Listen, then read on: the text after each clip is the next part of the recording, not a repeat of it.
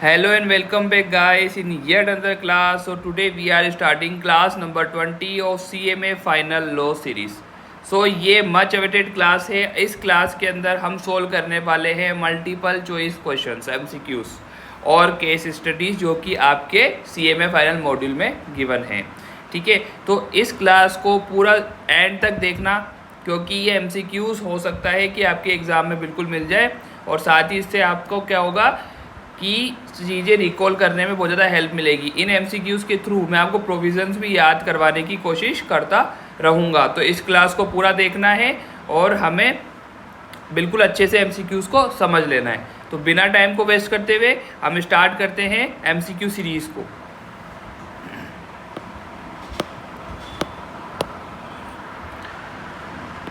How many minimum members are required from a public limited company.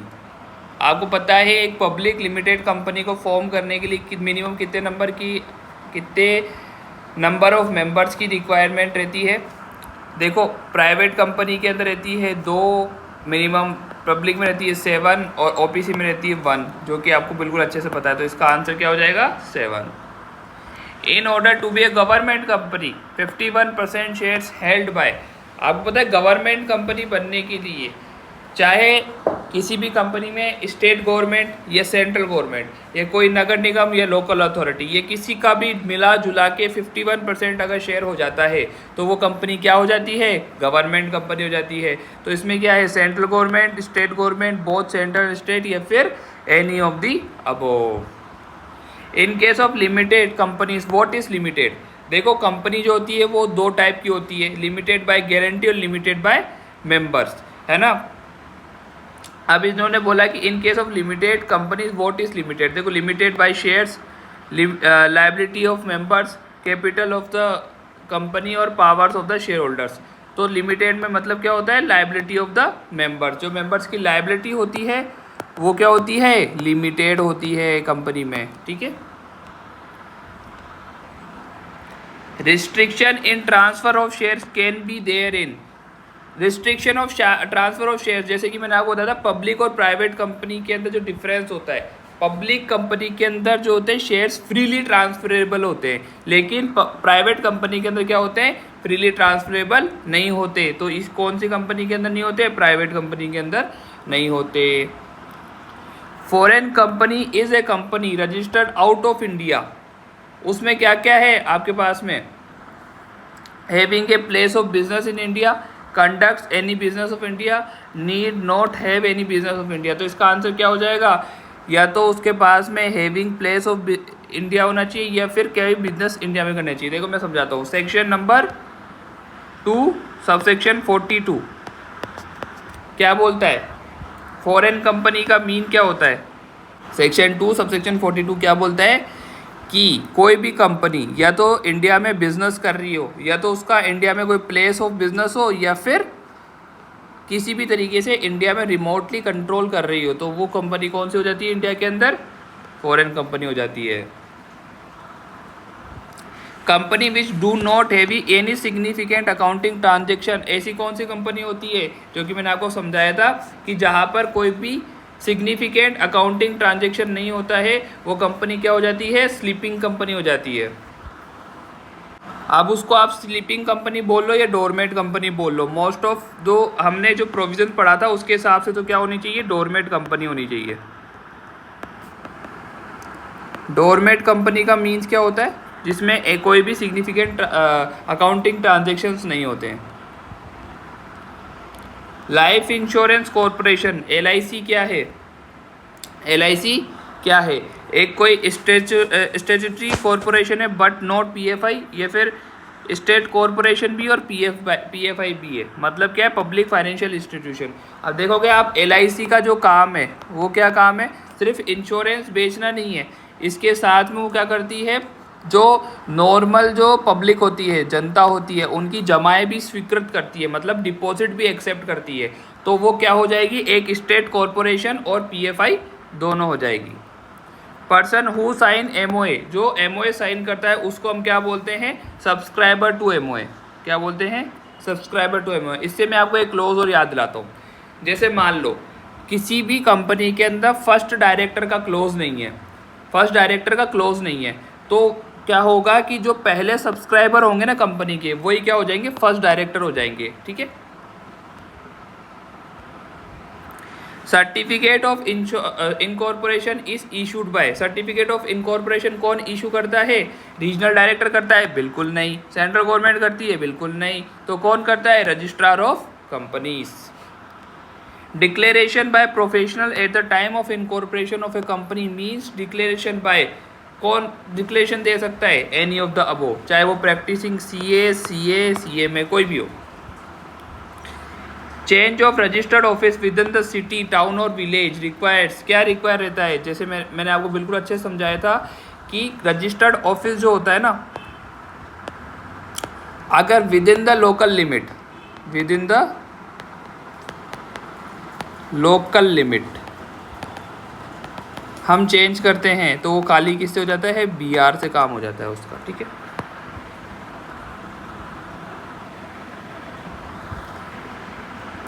Section 8 company can not be, क्या नहीं कर सकती section 8 company, generate कर सकती है सरप्लस, बिल्कुल कर सकती है। प्रॉफिट बना सकती है, बिल्कुल कर सकती है। प्रॉफिट दे सकती है गवर्नमेंट को, बिल्कुल दे सकती है, लेकिन क्या नहीं कर सकती, डिविडेंड डिस्ट्रीब्यूट नहीं कर सकती।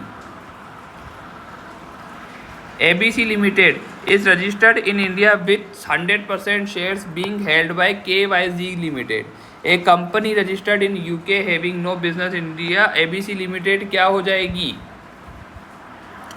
ABC लिमिटेड क्या हो जाएगी। अब देखना आप, ABC लिमिटेड रजिस्टर्ड है इंडिया में विथ 100% शेयर जो है KYZ लिमिटेड के हेल्ड कर रखे। ठीक है। और ये कंपनी कहाँ पे है, यूके के अंदर, यूके के अंदर क्या हो जाए, यूके के अंदर इनकॉर्पोरेट थी। ठीक है। तो ABC लिमिटेड इंडिया के अंदर क्या होगी, इंडियन कंपनी तो होगी, क्योंकि उसने 100% शेयर ले तो रखे हैं, लेकिन रजिस्टर्ड कहाँ पर है, इंडिया के अंदर। जो भी कंपनी इंडिया के अंदर रजिस्टर्ड होती है वो कंपनी क्या हो जाती है, इंडियन कंपनी हो जाती है। ABC लिमिटेड के पास 35% शेयर है XYZ लिमिटेड के, और जो majority of director XYZ limited के हैं वो अपॉइंटेड रिमूव होते हैं ABC लिमिटेड के। ठीक है। तो XYZ लिमिटेड क्या हो जाएगी, आप ध्यान से समझना, देखो XYZ लिमिटेड है, इसका जो 35% होल्डिंग है ना वो किसके पास है, ABC के पास है। और इसके साथ में प्लस, इसके साथ में प्लस क्या होता है, मेजॉरिटी ऑफ BOD का पावर किसके पास है, ABC के पास है। तो ये कंपनियां क्या होती है, मैंने बिल्कुल आपको अच्छे से क्लासेस में समझाया, ये कंपनी क्या होती है, सब्सिडरी कंपनी हो जाती है। तो XYZ लिमिटेड और ये इसमें ये क्या हो जाएगी, XYZ लिमिटेड क्या हो जाएगी, ABC लिमिटेड की सब्सिडरी हो जाएगी, और ABC लिमिटेड क्या हो जाएगी, होल्डिंग कंपनी हो जाएगी। एक guarantee company is similar to, कोई गारंटी कंपनी किससे सिमिलर होती है, LLP से सिमिलर होती है, क्योंकि गारंटी कंपनी के अंदर क्या होता है, लिमिटेड लायबिलिटी होती है। Once company is converted into LLP, intimation to ROC has been made with in the, कितने दिनों के अंदर हमको इंटीमेशन देना होता है, हमने बेसिक्स वाले चैप्टर के अंदर देखा था, हमको 15 डेज के अंदर क्या होता है, इंटीमेशन देना होता है ROC को। विच chapter of the companies act 2013 deals with the foreign company, कौन सा चैप्टर कंपनीज एक्ट का डील करता है फॉरेन कंपनी के अंदर, तो चैप्टर नंबर 22। अब काफ़ी ज़्यादा जो MCQs होते हैं ना वो ऐसे लगते हैं कि यार ये हमने तो प्रोविज़न हमने पढ़ा ही नहीं था, ये फिर हमने कुछ देखा ही नहीं था, तो ये चीज़ें भी क्या होती है MCQ से समझ में आती है। तो बिल्कुल घबराने वाली बात नहीं है, आपको जो आंसर MCQ का पता है उसके थ्रू ही आप उसको प्रोसेस करने की कोशिश करिएगा। इन case of secured debenture of public issue, the security is credited in favour of, किसके फेवर में सिक्योरिटी क्रिएट होती है, डिबेंचर के केस में, डिबेंचर ट्रस्टी के ऊपर। ठीक है।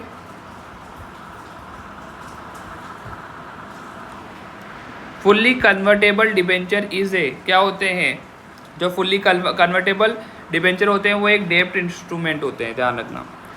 Register of deposit, register of deposit क्या होता है, वॉलेंट्री होता है, मैंडेटरी होता है, बट पर्टिकुलर्स में very, it's mandatory with particulars as per rules. Register क्या होते हैं, ये बिल्कुल मैंडेटरी होते हैं और साथ में इसके रूल्स का भी पालन करना पड़ता है। ए डिबेंचर ट्रस्टी कैन बी, कौन कौन हो सकता है, कोई बैंक हो सकता है, कोई एनबीएफसी हो सकती है, या कोई मर्चेंट बैंकर हो सकता है, या फिर any entity registered with the SEBI as such. वो सब कौन कौन हो सकते हैं, डिबेंचर ट्रस्टी हो सकते हैं। Loan in parlance to companies act क्या मीन क्या होता है, short term loan for revenue, long term loan, cash credit या वर्किंग कैपिटल। क्या मतलब होता है लोन का कंपनीज एक्ट के हिसाब से, cash credit. In case of deposit by company no brokerage can given, any amount of brokerage can be given, rate of brokerage shall be as per RBI regulation, rate of brokerage shall be as per SEBI regulations। देखो brokerage बिल्कुल ले सकते हैं, है ना, लेकिन जो उसकी रेट होगी वो हमेशा RBI की गाइडलाइंस के हिसाब से चलेगी, ठीक है। तो इसका आंसर हो जाएगा सी। वंस डिक्लेरेशन इन AGM, तो फिर डिविडेंड जो होता है, जैसे मान लो कि डिक्लेरेशन दे दिया AGM के अंदर, मैंने आपको बहुत अच्छे से समझाया था, है ना। तो डिविडेंड का अगर डिक्लेरेशन दे दिया AGM के अंदर तो वो रिवोक तो कभी नहीं होगा, can not be revoke, may be reduced, reduce भी होता है, पेमेंट डिले कर सकते हैं, बस इससे ज़्यादा कुछ भी नहीं कर सकते। ये फिर अगर अपन इसका सुपीरियर आंसर देखें तो इसमें क्या होगा, रिवोक तो नहीं हो सकता, रिड्यूस भी नहीं हो सकता, पेमेंट भी किसी किसी कंडीशन में डिले होता है, तो ये भी नहीं होगा। तो ये क्या होगा, can not be revoke. IEPF stands for, IEPF section number 127 किसके लिए स्टैंड करता है, बताओ इसकी फुल फॉर्म क्या है। इन्वेस्टर एम्प्लॉयमेंट प्रोटेक्शन फंड नहीं, investor education and publicity fund नहीं, इन्वेस्टर एंटरप्रेन्योरशिप एंड प्रोटेक्शन नहीं, investor education and protection fund. Once declared the amount of dividend shall be transferred to special dividend account with in the, कितने दिनों के अंदर हो जाना चाहिए, 5 दिनों के अंदर हो जाना चाहिए, आपको बहुत अच्छे से पता होगा। A practising chartered accountant may be appointed as auditor in the terms of, कितने साल के लिए हो जाता है, 5 साल के लिए, चाहे वो प्रैक्टिसिंग चार्टेड अकाउंटेंट जो होता है या वो कितने साल के लिए होता है, 5 साल के लिए एक बार में होता है। और जो फर्म ऑफ चार्टेड अकाउंटेंट होती है वो 10 साल की हो जाती है, मतलब 2 कॉन्सिक्यूटिव ईयर्स के लिए हो जाती है। फिर इन दोनों के बाद में क्या हो जाता है, 3-3 साल का क्या लग जाता है, कूलिंग पीरियड लग जाता है। आपको बहुत अच्छे से प्रोविजंस याद आ रहे होंगे, hope so. Director responsibility statement किसका पार्ट होता है, एनुअल अकाउंट्स का, ऑडिटर रिपोर्ट का, या फिर बोर्ड रिपोर्ट का। ये किसी का भी पार्ट नहीं होता, तो इसमें नन ऑफ द अबव आ जाएगा। NFRA स्टैंड करता है, किसके लिए स्टैंड करता है NFRA, national financial reporting authority, national physical reporting authority, non financial reporting authority, या फिर नेशनल फाइनेंशियल रिफॉर्म्स अथॉरिटी। तो NFRA क्या करता है, गाइडलाइंस बनाता है फाइनेंशियल रिपोर्टिंग के ऊपर। तो ये क्या आ जाएगा, national financial reporting authority, option number A. एक स्टेट ऑडिट कौन कर सकता है, क्या CS कर सकता है, बिल्कुल नहीं कर सकता। CMA कर सकता है, बिल्कुल नहीं कर सकता। सिर्फ कौन कर सकता है, प्रैक्टिसिंग CA कर सकता है, क्योंकि हमारे पास में सबके अलग अलग राइट है। चलो आपको थोड़ा ब्रीफली बता देता हूँ। CA के पास में बिल्कुल एक्सक्लूसिवली क्या राइट है, स्टेट ऑडिट करने का। CMA के पास में क्या है, कॉस्ट ऑडिट करने का। और CS के पास में अपनी सेक्रेटरियल ऑडिट करने का। अब कॉस्ट ऑडिट हमने किस सेक्शन में देखी थी, सेक्शन नंबर 148, और स्टेट ऑडिट सेक्शन नंबर 139, और CS का शायद 200 के आसपास कोई सेक्शन है, जो कि हमारे सिलेबस में बिल्कुल नहीं है। सॉरी, सेक्रेटरियल ऑडिट का कोई सेक्शन नहीं है। In normal course the board report कौन साइन करता है, नॉर्मल कोर्स के अंदर, ठीक है। Chairman without authority of board, chairman with authority of board, MD या फिर एनी डायरेक्टर। कौन करता है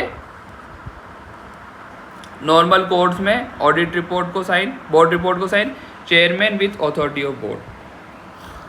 केग किसके लिए स्टैंड करता है, केग की फुल फॉर्म क्या है, controller auditor general of India, तो कंट्रोल ऑफ ऑडिटर जनरल इसका आंसर हो जाएगा। The financial statements are to be filed with registrar within कितने दिनों के अंदर फाइल हो जाने चाहिए फाइनेंशियल स्टेटमेंट रजिस्ट्रार के साथ में? 30 डेज ऑफ एजीएम के अंदर हो जाने चाहिए।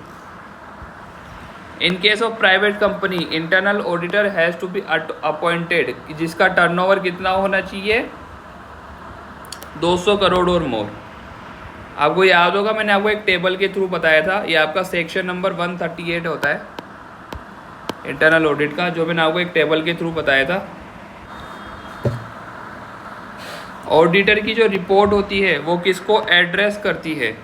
किसको एड्रेस करती है? बहुत ही आसान क्वेश्चन है, आप सभी को पता होगा, शेयर होल्डर्स को एड्रेस करती है। कारो 2020 कब से इफेक्टिव हुए? कारो 2020 कब से इफेक्टिव हुए? 1 अप्रैल 2021 से।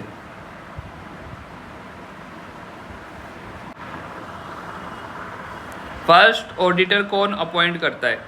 Board of director. Auditor can render the following additional services to the company where he is auditor.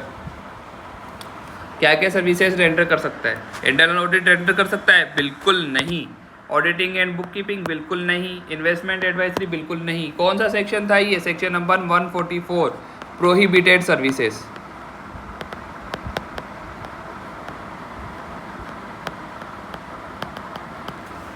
ठीक है, तो इसका आंसर आ जाएगा none of the above. Additional director का टेन्योर कब तक होता है? नेक्स्ट बोर्ड मीटिंग तक। डायरेक्टर का टेन्योर बोर्ड मीटिंग तक क्यों होगा? नेक्स्ट एजीएम तक।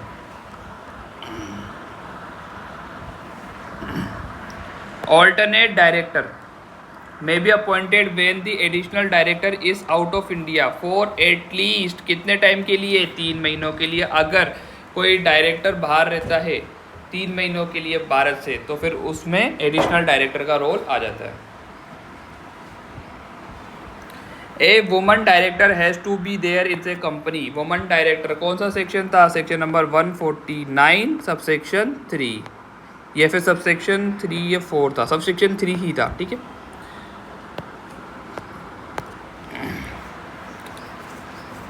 कहाँ पर अपॉइंट होती है एक वुमन डायरेक्टर? कोई लिस्टेड कंपनी में? बिल्कुल। या फिर with in the with turnover of 300 crore और मोर? तो इसमें क्या आ जाएगा? Either of the above. Section 187 of the 184 of the companies act provide क्या करता है? क्या प्रोवाइड करता है?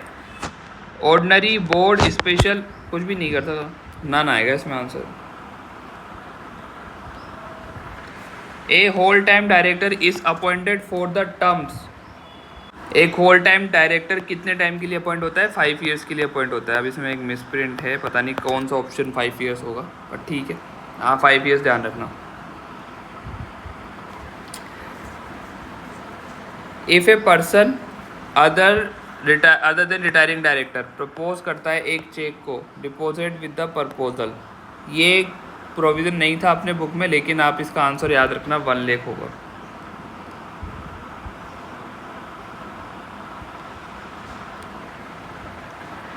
ए director may be appointed by small share holder director. उसमें small share holders mean share holders who hold the security of 20,000 face value. आपको बहुत अच्छे से मैंने प्रोविज़न बताया था।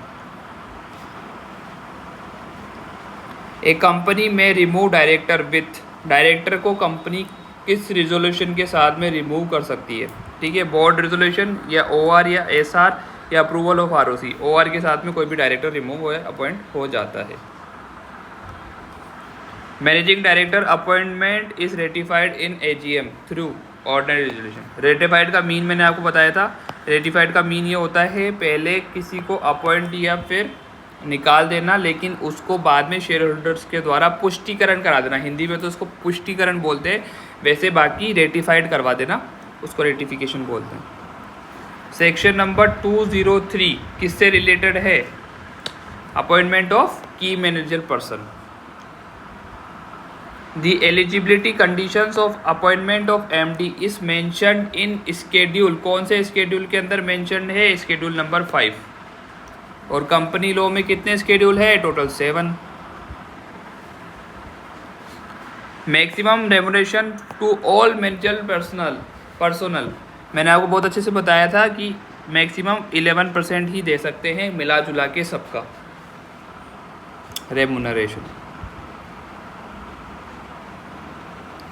Independent directors are not entitled to get. Independent director क्या नहीं ले सकते? सीटिंग फीस ले सकते हैं, रिम्बर्समेंट ऑफ एक्सपेंसेस ले सकते हैं, कमीशन भी ले सकते हैं, लेकिन स्टॉक ऑप्शन नहीं ले सकते। तो आंसर क्या हो जाएगा? सी। बोर्ड रिपोर्ट एड्रेस करती है। बोर्ड रिपोर्ट किसको एड्रेस करती है? बोर्ड रिपोर्ट किसको एड्रेस करेगी? मेंबर्स को एड्रेस करेगी, बिल्कुल। सेंट्रल गवर्नमेंट को कर नहीं सकती, स्टॉक एक्सचेंज को नहीं करेगी, आरओसी को नहीं करेगी, तो किसको करेगी? मेंबर्स को करेगी।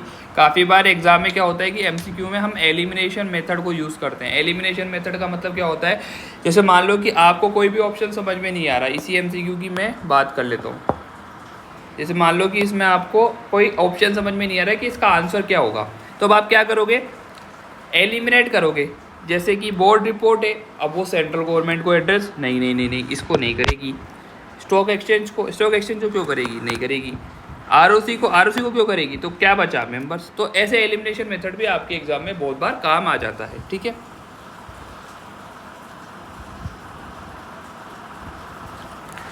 Power of board of director में restricted subject to,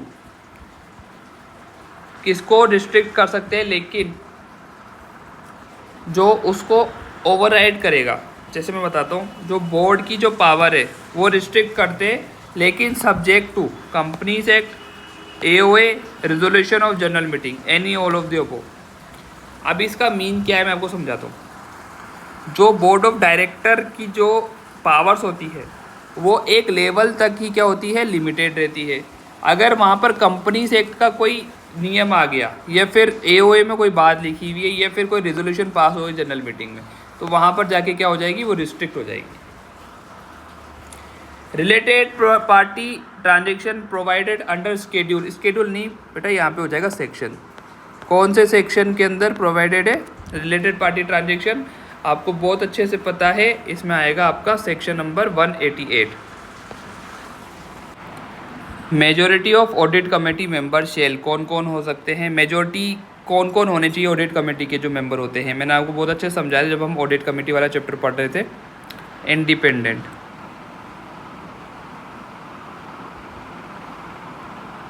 independent director separately shall meet in calendar year, उनको सेपरेटली कम से कम कितनी बार मिलना जरूरी है? एक बार, वंस आएगा इसका answer.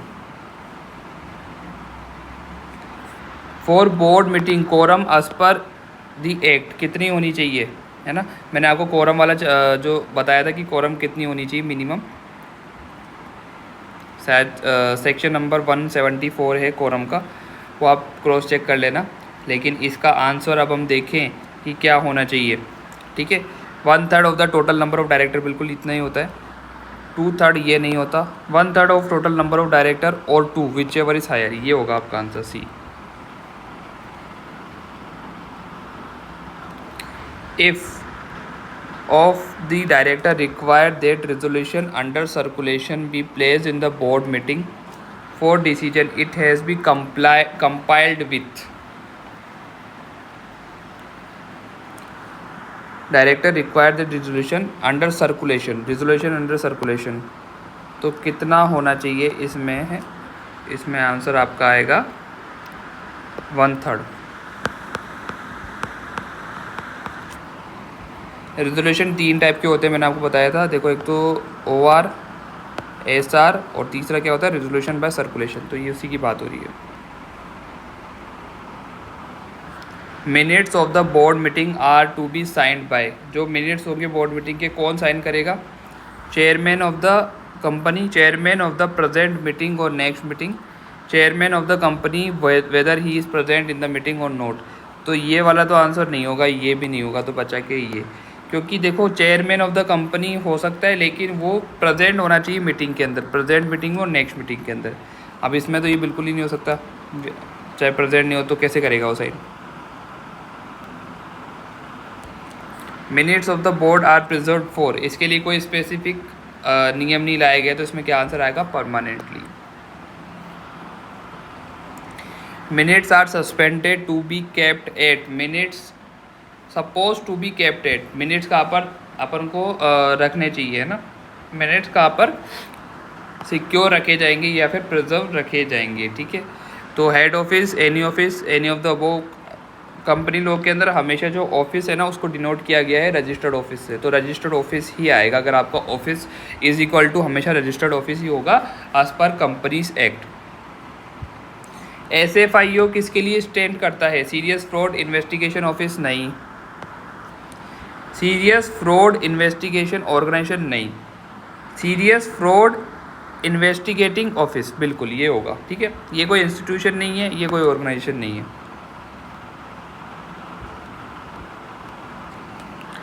The decision to authorize buyback of board can be made by, buyback by board. देखो इसके यहाँ पर ही आंसर छुपा हुआ है, buyback by board. Board buyback कर सकता है, वो कौन मेड कर सकता है? रेजोल्यूशन बाय सर्कुलेशन नहीं, ओनली बोर्ड मीटिंग, क्योंकि बोर्ड तो बोर्ड मीटिंग में ही करेगा ना। In case of chairman is executive, at least कितना of board member shall be independent director. अगर चेयरमैन इज एग्जीक्यूटिव है तो कितने मेंबर्स इंडिपेंडेंट डायरेक्टर होने चाहिए? At least one half.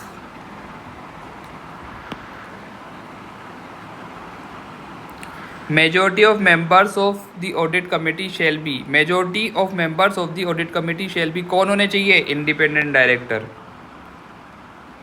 Board of director are suppose to address their report to, board of director are suppose to address their report to, किसको report करेंगे? अपनी report को। अब जो बोर्ड ऑफ डायरेक्टर की report होगी वो किसको एड्रेस करेगी? हमेशा किसको एड्रेस करती है? सेबी को एड्रेस करती है। The provisions relating to investigation are provided in which chapter of the act? इस चैप्टर में दिए गए इन्वेस्टिगेशन से रिलेटेड चैप्टर नंबर 14 में। If a company wants to punish an employee or officer of a company, it has take permission of, किसका permission लेना पड़ेगा? NCLT का।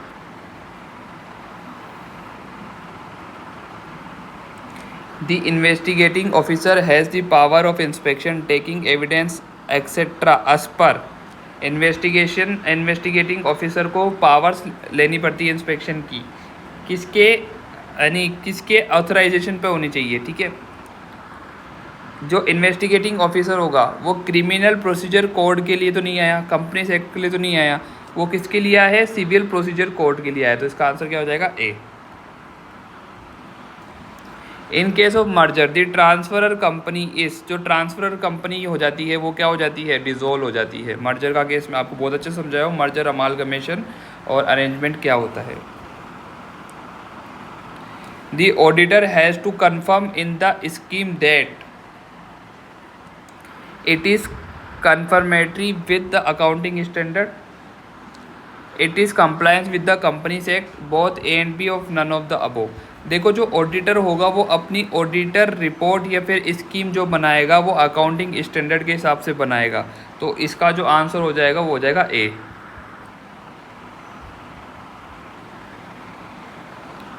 On amalgamation the following are transfer to transferee company, क्या क्या transfer हो जाते हैं अमालगमेशन के ऊपर, अमालगमेशन में ट्रांसफरी कंपनी को, ठीक है।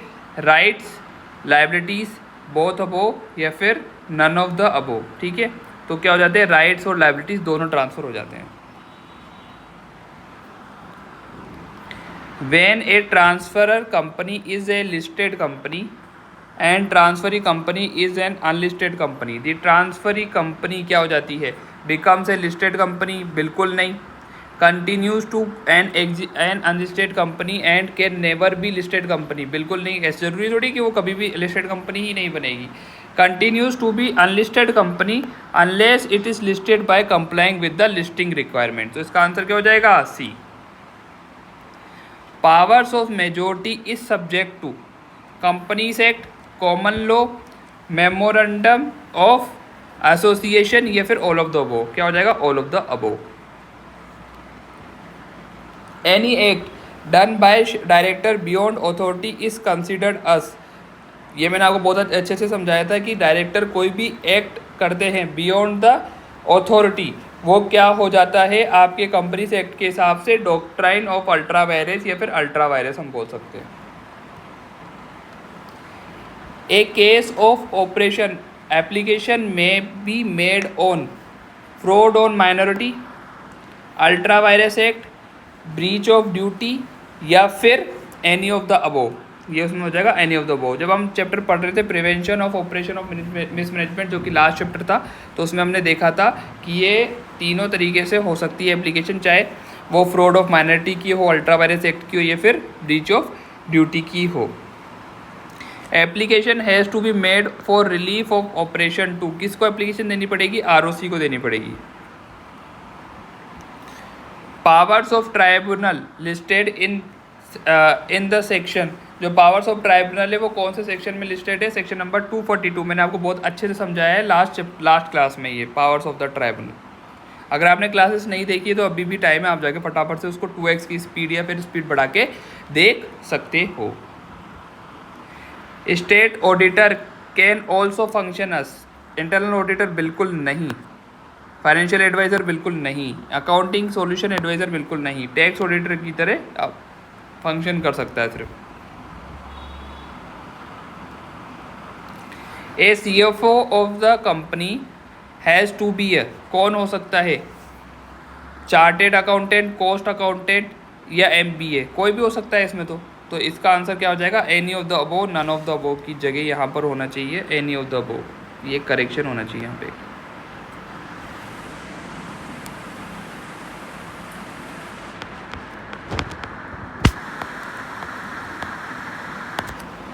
अगर ये पूछ रहा है कि मैंडेटरी क्या होना चाहिए, तो उसमें तो नन ऑफ द अबोव हो जाएगा। अगर पूछ रहा है कौन हो सकता है, तो कोई भी हो सकता है, चार्टेड अकाउंटेंट भी हो सकता है, कॉस्ट अकाउंटेंट भी हो सकता है और MBA भी हो सकता है। Sitting fees of board meetings and board committee meetings क्या होनी चाहिए? जो सिटिंग फीस है बोर्ड मीटिंग की और बोर्ड कमेटी मीटिंग की क्या होनी चाहिए? सेम नहीं होनी चाहिए। मेन नोट भी सेम। इसका आंसर क्या हो जाएगा? B, सेम नहीं होनी चाहिए। Disclosure of interest by director is,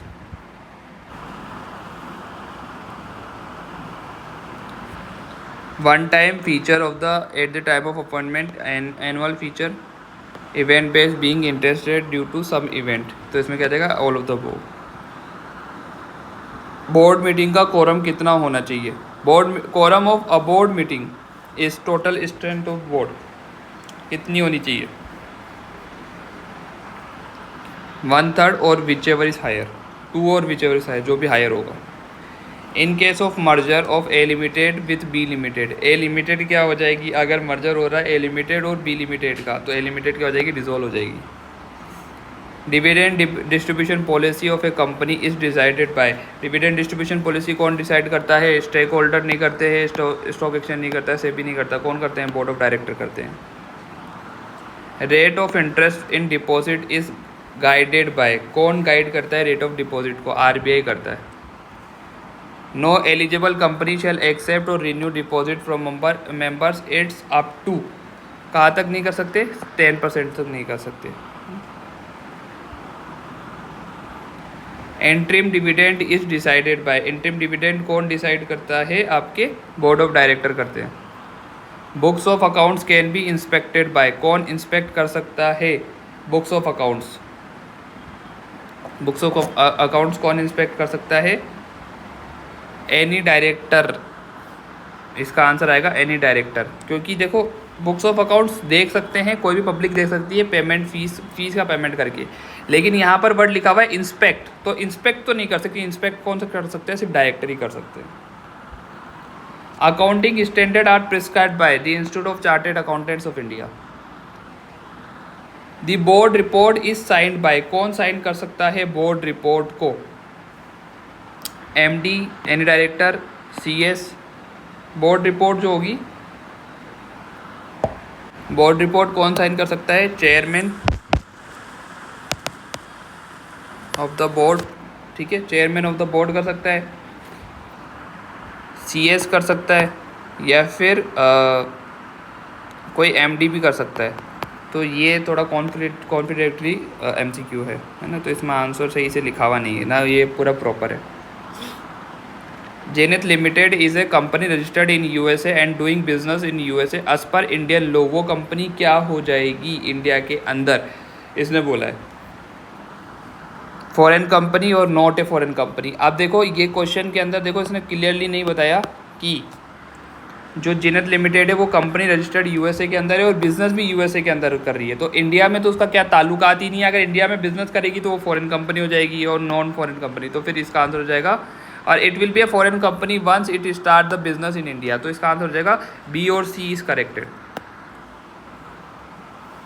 A secretarial company is suppose to comply with, कौन से स्टैंडर्ड्स को कंप्लाई करेगी एक सेक्टोरियल कंपनी? कंपनीज एक्ट और सेक्टोरियल लॉ, ये बहुत दोनों से करेगी, क्योंकि कंपनी है, कंपनी को तो कंपनीज एक्ट के हिसाब से चलना पड़ेगा और फिर इसको अपने लॉ के हिसाब से भी चलना पड़ेगा। तो दोनों के लिए, दोनों में कंप्लाई ये करेगी। Article of association can be altered by, कैसे ऑल्टर हो सकते हैं article of association? Special resolution से ऑल्टर हो सकते हैं। Shifting of register office from one state to another state. अब देखो इसमें ना with in the local limits नहीं है शिफ्टिंग ऑफ रजिस्टर्ड ऑफिस। अब इसमें क्या हो रहा है कि लोकल लिमिट को क्रॉस कर रहा है, तो अब जब भी लोकल लिमिट को क्रॉस करेगा तो हायर रेजोल्यूशन की आवश्यकता पड़ जाती है, जरूरत पड़ जाती है। तो इसमें आंसर आ जाएगा special resolution and central government की अप्रूवल भी लगेगी, क्योंकि ये एक स्टेट से दूसरे स्टेट में जा रहा है।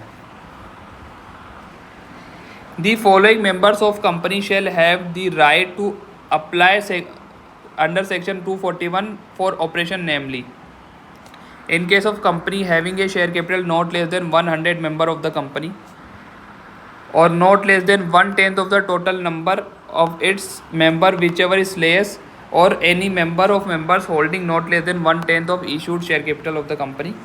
In case of company not having share capital not less than 1/5 of the total number of member. बिल्कुल सही है, एनी ऑफ द अबव इसका आंसर आ जाएगा। मैं आपको एक चार्ट अपन ने जो प्रिपेयर करा था मैं आपको समझा देता हूँ। अपन ने लास्ट क्लास में ही देखा था कि कौन कौन अप्लाई कर सकता है।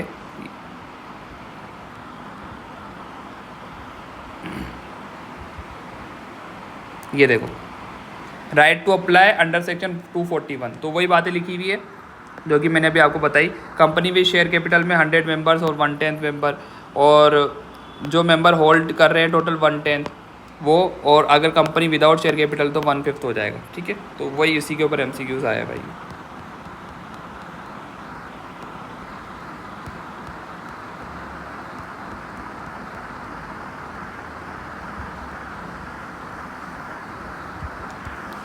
SFIU जो अभी वापस से आया था, ये अभी हम पढ़ चुके हैं इसको कि भाई SFIU किसके लिए स्टैंड करता है? Serious fraud investigation office. ये फॉल्ट है, ये गलत है। ठीक है, तो ये हमारे एमसीक्यूज़ कंप्लीट हो गए। टोटल 97 एमसीक्यूज़ थे। अब हम नेक्स्ट क्लास के अंदर क्या करेंगे, केस स्टडी जो गिवन है मॉड्यूल के अंदर वो कंप्लीट कर लेंगे। ठीक है, होप सो आपको एमसीक्यूज़ अच्छे लगे हो तो अपने फ्रेंड्स के साथ में शेयर करना, और इसको आप क्या कर सकते हो 2x पे बढ़ा के बार बार सुन सकते हो इस वीडियो को। तो इससे क्या होगा कि एमसीक्यूज़ आपके दिमाग में बैठ जाएंगे एकदम से, तो एग्जाम में आएंगे तो आपको सोचना भी नहीं पड़ेगा और आप आंसर फटाफट से लिख लोगे। तो इसको बार बार रिपीटेटिव देखने की कोशिश करो। ठीक है, और अगर आपको और कुछ भी रिक्वायरमेंट हो तो आप अपने इस कमेंट बॉक्स में बता सकते हो वीडियो के, और साथ ही आप टेलीग्राम चैनल को ज्वाइन कर लेना, इंस्टाग्राम जो है पेज उसको फॉलो कर लेना, ताकि आपके पास अपडेट आसानी से आ जाए। जो भी मैं नोट्स वगैरह शेयर करता हूँ वो आपको आसानी से मिल जाए। ठीक है, तो मिलते हैं नेक्स्ट क्लास के अंदर, तब तक के लिए बाय बाय, थैंक यू।